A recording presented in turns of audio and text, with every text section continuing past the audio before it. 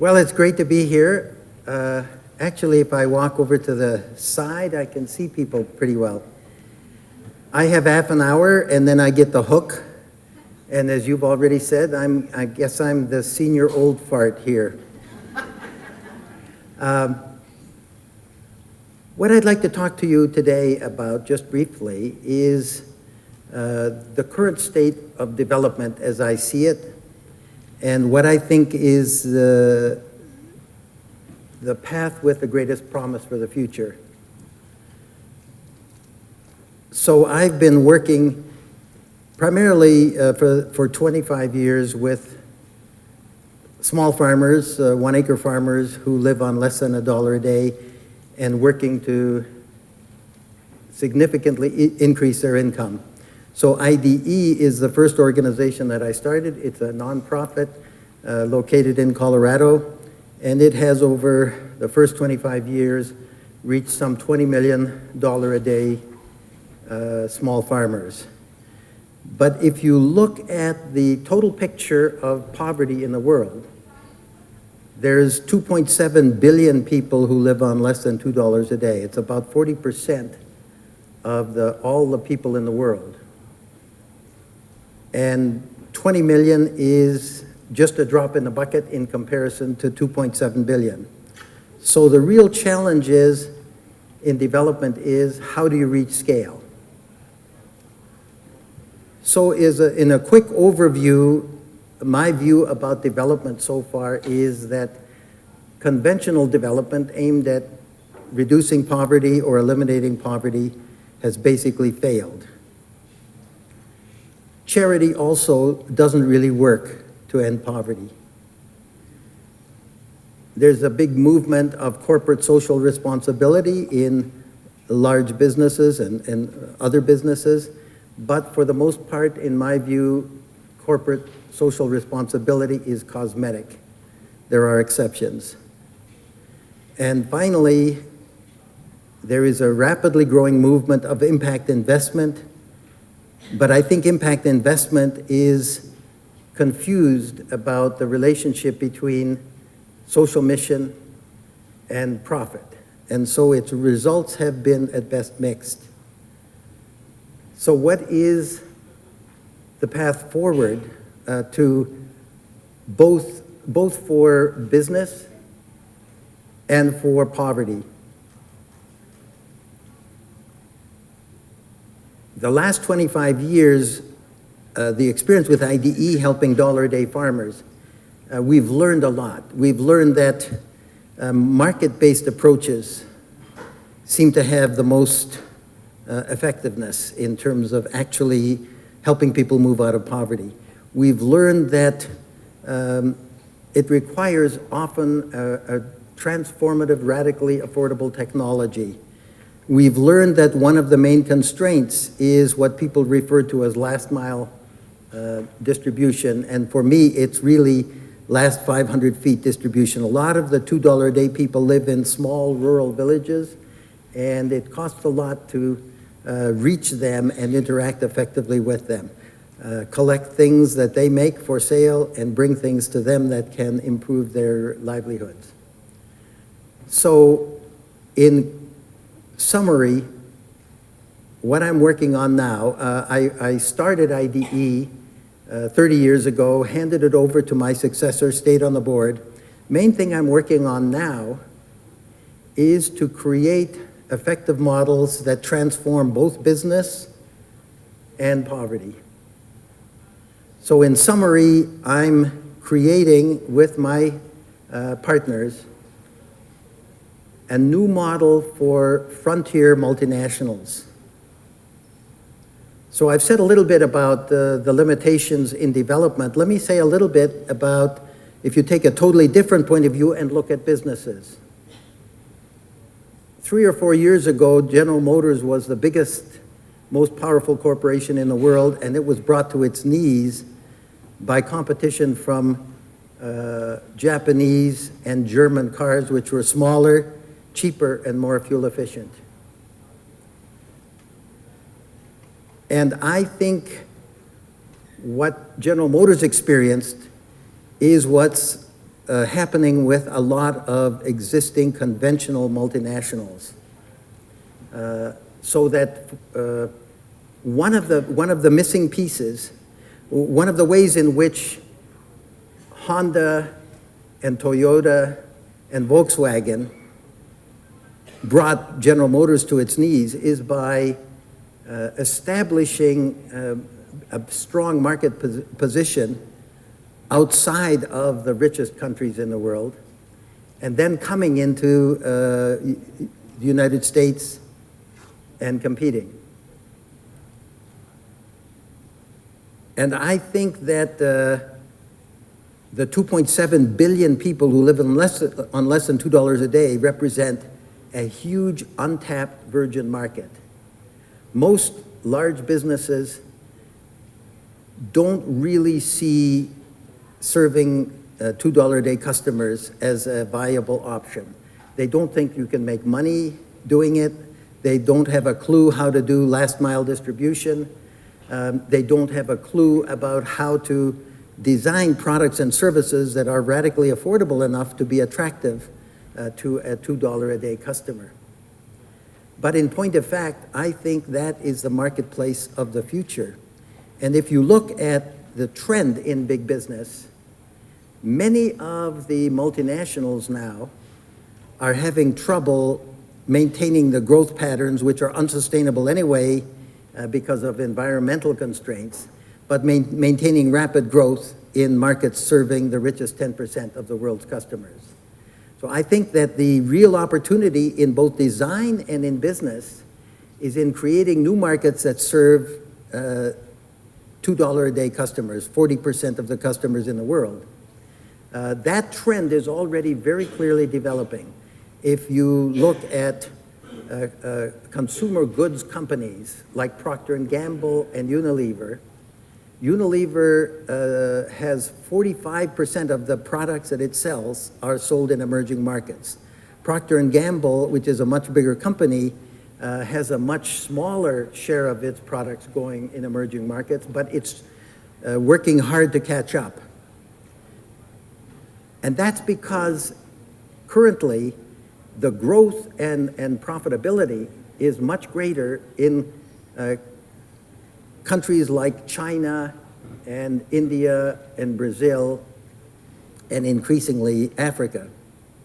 So that a company like Cummins, which makes large diesel engines, in the last year, it had a growth rate that was negative in the United States and a bottom line profits of less than 5%.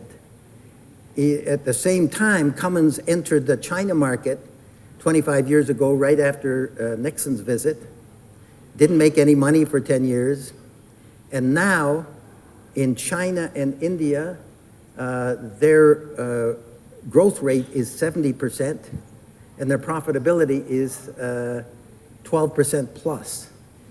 That's a rapidly emerging trend because of the recession in the West, serving the 10% of the customers who are the richest. But that trend now is reaching out to middle-class customers in countries like Brazil and India and China. I think that the next frontier market is the market serving $2 a day customers, but to reach those customers requires nothing less than a revolution in how business now designs, prices, markets, and distributes its products, and in fact thinks about its products.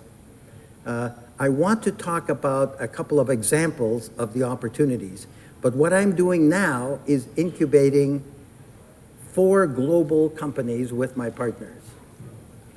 Each of these companies is designed to reach not 20 million $2 a day customers, but 100 million, at least 100 million. Generate annual revenues of at least 10 billion and earn attractive enough profits to bring in international commercial finance. So what I'd like to do, by the way, I know that normally people just talk for the 30 minutes, but if any of you have a pressing question, feel free to interrupt me and I'll respond. You'll have to, do you have a question? No, you were just patting your hair. Okay. So let me give you an example of what I'm talking about. These 4 companies, the first one sells safe drinking water to $2 a day customers, especially in small rural villages who are drinking water that's making them sick. It's selling drinking water at for 8 cents for a 10-liter jerry can. So it's about 0.8 of a cent per liter for safe drinking water delivered to their homes. And it does this in such volume that it should be highly profitable. The second company is in process. The first company has already gone through the beta test, and we're in rapid rollout now. And I'll say a little bit more about the water company. The second company is, let me go back for a second and say, how do you start to create a company that will reach 100 million customers? Well, it's reasonable to assume that you can probably achieve 10% market penetration. So you have to look at markets that have at least 1 billion potential customers. If you look at $2 a day customers, that's fairly straightforward. There's 1 billion people who will never hook up to electricity. There's more than 1 billion people who don't have access to safe drinking water. There's 1 billion people who don't have access to sanitation. There's 1 billion people who don't have access to decent, affordable health services. There's 1 billion people who don't have access to decent, affordable education. So how do you create an actual business model that's very profitable? Because the reason that profitability is very important is because that is the real path to scale. The global market is something like 70 trillion. The total amount spent on development is a tiny fraction of that. But if you create a company or a new market that helps poor people move out of poverty and at the same time earns a profit, there is no limit to the amount of investment you can attract. So scale is one of the key constraints in doing this. And as I mentioned before, designing for radical affordability and last mile distribution, all of these are the challenges that have to be overcome to make this happen. So the 4 companies that I'm working on now, and there are many more that I think are huge opportunities. The first is safe drinking water. The second is a company that is now designing a breakthrough in affordability for photovoltaic electricity. So we're designing, starting with a photovoltaic pumping system that cuts the cost of existing photovoltaic pumping by 80%. There are 20 million diesel pumps pumping water, irrigation water, in India alone. But photovoltaics are too expensive. So we're doing a process in which Ball Aerospace engineers are volunteers to design a photovoltaic system that drops the cost by 80%. That becomes competitive then with diesel, and it requires a business model and last mile distribution. There is a third company that basically takes advantage of the 4 billion tons of agricultural waste that are produced every year and the billions of tons of invasive species of plants to convert biomass into a green form of coal that can be, that is competitive in energy characteristics with coal, but has low carbon emissions. That's a potential market for 250 billion, which is a virgin market. And the final company is developing a nutritious soft drink for a nickel. So that just gives you an idea of what's possible. Now I have about 15 minutes left, so let me spend that time describing what one of these companies looks like. And by the way, Mal Warwick and I have just completed a book called The Business Solution to Poverty. It'll be out in September, and it basically describes how to create these markets at scale that are profitable, serving poor customers. So My hope is that these companies, if they're successful, will transform both business and poverty. And they can be organized in such a way that they have minimal negative environmental impact, and they have major social impact. By the way, one of the principles, there's a lot of discussion about the triple bottom line. Somebody asked me on a panel about the triple bottom line, and I said I thought it was part of an ad for Hanes pantyhose. I think that there's a great deal of confusion about social mission and profitability, and Muhammad Yunus, for instance, says the answer lies in social businesses. You can't combine business and profit because profit will always take over and the social mission will be abandoned. So he says you get investors that invest in companies and they don't get any return, but they just get their money back. Well, to me, that's like equivalent to a 50% subsidy. While that will be attractive to some investors, you'll never reach the scale that you will if you make a real profit. And I think there is no contradiction between being profitable and making a very positive social impact. So my belief is if you build a social mission into the DNA of an organization from the beginning, and it's built into the mission.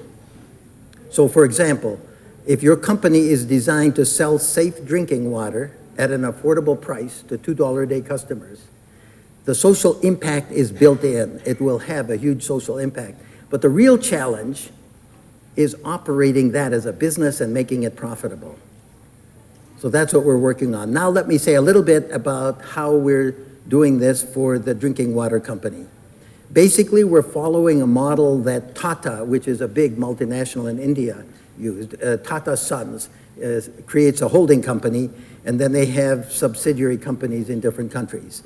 So I've created, my partners and I have created a holding company in the US called Windhorse International. It's a company that will create companies all over the world that sell safe drinking water, primarily in small rural areas where most of the people without it are located. Then we created a subsidiary company called Spring Health in India. And the normal process is to start with a proof of concept prototype of a business strategy or a radically affordable technology. Then we do a beta test, which means pilot test it with a lot of customers and see what the problems are and fix the problems as you go. And then we do commercial rollout. So it all begins with talking to a lot of customers. So I think I've written about this. I started off with IDE interviewing 100 families who live on less than $1 a day fairly intensively every year. So I've now interviewed some 3,000 families, and everything that I've done comes from what I've learned from them as my friends and teachers. We did this for drinking water. Eastern India has about 350 million people, of which some 280 million are rural. And about 90% of them are drinking water that makes them sick. And that's because in many rural villages in Eastern India, there are some exceptions, people basically shit in the fields. They don't use latrines.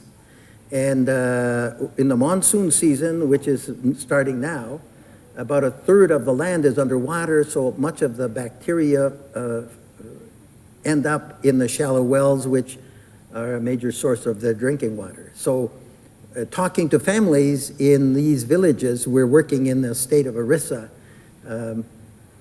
they tell us that they spend $25 to $250 a year as a family on medicines to treat the illnesses they get from drinking bad water. At the price that we're selling the water at, it is significantly less and comes in much smaller chunks than what people are paying now to treat the illnesses they get. So it starts with a radically affordable technology. We looked at all the water purification technologies that are available, and we and we're essentially technology agnostic. But the most radically affordable technology turned out to be, for now, electrochlorination. There are about 3,000 or 4,000 water kiosks that sell safe water in India. That's just a very small number compared with the population. Most of them use a technology that is reverse osmosis. A reverse osmosis system costs $5,000 about for the smallest one. It will do maybe 4,000 to 8,000 liters a day. And there's a fairly high electricity cost because you got to run water through pressure, under pressure through a filter. Electrochlorination has been around for about 100 years. It's used in large water treatment systems. It basically consists of creating a 5% salt solution and running electricity through it. Salt is sodium chloride, so when you run electricity through it, it creates a variety of chloride-based oxidants which kill bugs pretty much the same as chlorinating water that you're drinking here in Boulder does. The reason that this is attractive is that a small electrochlorinators, only in the last 15 years have some small-sized electrochlorinators become available. A small electrochlorinator about the size of a bread box costs $250, and it creates enough chlorine-based water purifier to purify 80,000 liters of water a day at an operating cost of less than 50 cents. That's cheaper than anything that we have found. And when you have a systematic way of measuring the quality of the chlorine and the chlorine residual in the water, it's about the same effectiveness as ultraviolet in treating contaminated water, but it doesn't do anything for heavy metals like arsenic. So here's the system that we've set up. We created a beta test. The beta test in our framework has taken place in 35 villages with close to 30,000 customers. That's the pilot test. Most of the people who don't have access to safe drinking water are in small villages with, say, 300 to 1,000 households. The problem is if you build a water kiosk with a single product, it costs a lot. There's a capital cost in building the kiosk.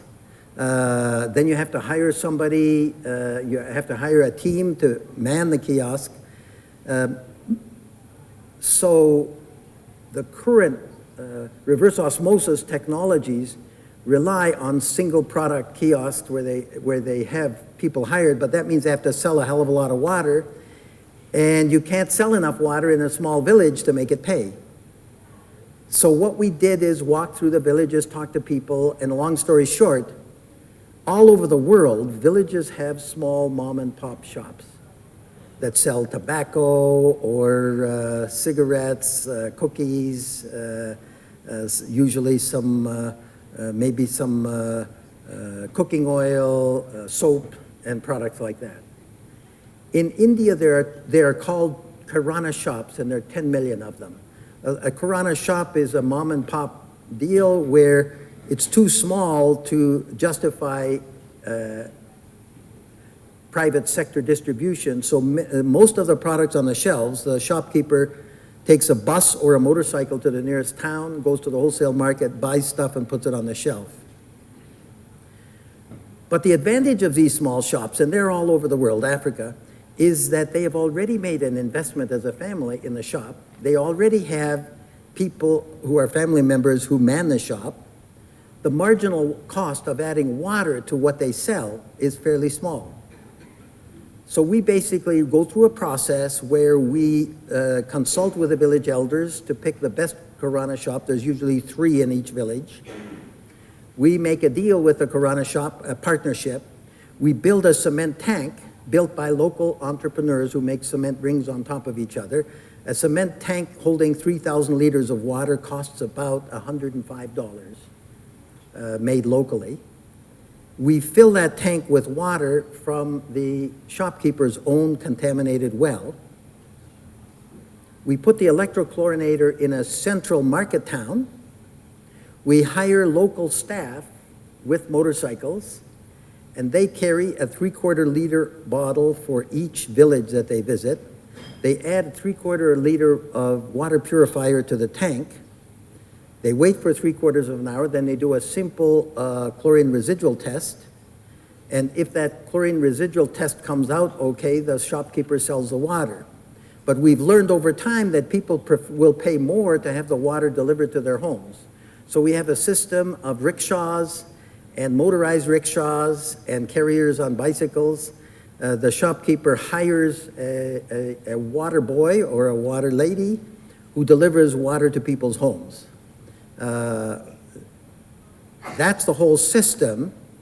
And it seems to be working very well. And if you do it at a certain scale, now labor rates are much lower in India, so our business associates earn the equivalent of $150 a month. We make a split. The shopkeeper, when he sells a bottle of Coke, gets a 10% commission on the drinking water. The shopkeeper gets a 25% commission. Anything over 1,000 liters a day, it's a 50% commission. Anything over 2,000, it's a 75% commission. Now the question is, how do you reach scale? And one of the biggest challenges here, well, the plan is this. We just got investment capital for the commercial rollout. Our commercial rollout calls for adding 25 villages a month in the first 3 months, then going to 50 villages a month. And the real challenge in scale is defining every step that you need to do to reach 50 villages a month. So it's like an assembly line process. Once you've defined a block of 50 villages, which is served by one electrochlorinator, by the way, the total capital cost for 50 villages for our equipment, including the tanks and the pumps to fill the tanks, is about just under $11,000 for 50 villages. So that is much more affordable, and as a result, we can make a reasonable profit. So how many villages are there? There are, in all of India, there is something like 700,000 villages. So in eastern India, it would be 350,000 probably. It's a huge number. And that's why we started in India. Okay, so now the biggest challenge is marketing. And part of the marketing is aspirational branding. Aspirational branding is more important for this population than it is for people, customers in Boulder, Colorado. So we build aspirational branding into everything we do. Then people don't necessarily, if you provide water, they won't necessarily buy it. Some people don't like the taste. Some people say, we've been drinking water from this well for generations, and that's been fine, so why should we pay for your water? So what we found, and once again, the way this happens, in my experience, I believe in the process more than a Harvard business plan. So one of the things that happened is that one of the tanks got contaminated. We had a technician doing E. coli tests every 15 minutes. A neighbor came by and said, what are you doing? He said, I'm testing this water for bugs. He said, will you test my water? And by the end of the afternoon, we had done 23 tests.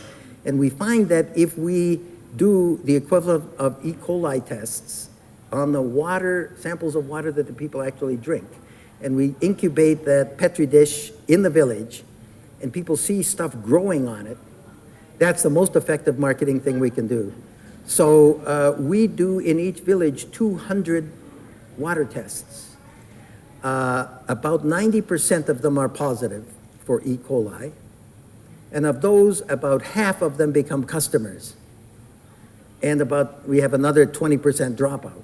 So just to give you an idea, we are now, this month, and I'm going to India tomorrow, we're hiring 80 new staff in a batch hiring and training process. We've broken those staff into a 4-member recruit team. That goes around and locates villages that would work and finds the entrepreneur and makes a deal with the entrepreneur. We have a 3-member build team. That build team works with local artisans that build the tanks, plumbers that make the pipes, electricians that wire it all and put it together. And then we have a marketing blitz team. We have 9 3-member water test teams. And we do the water test, we do a village entertainment, which draws people, and then we ask them to bring water if they want, and we always shut it off before everybody's satisfied, so the demand is greater than the supply. When you do a block of 50 villages, these 9 teams will do 200 water tests in each village. Then we have a village entertainment team that does plays at the local school and various entertainments. Then we have a door-to-door team. And we do all of those things together in the first week. And we have a ceremony to open the shop. So the big challenge is, are we going to be able to do the marketing and organize all that, doing 50 villages, new villages every month? Once we know how to do a block of 50 villages in 1 month, we can do multiples of blocks of 50 villages. So we plan to be in 10,000 villages in 3 years, and we'll plan to reach 100 million customers in India in 10 years. And then we'll, 2 years from now, if everything works, we'll start in Pakistan, Bangladesh, Kenya, and other countries. And we're planning to do the same thing for the energy company. I've run through the 30 minutes. As always, it goes very quickly. Thank you for your attention, and I hope we have a chance to talk more afterwards.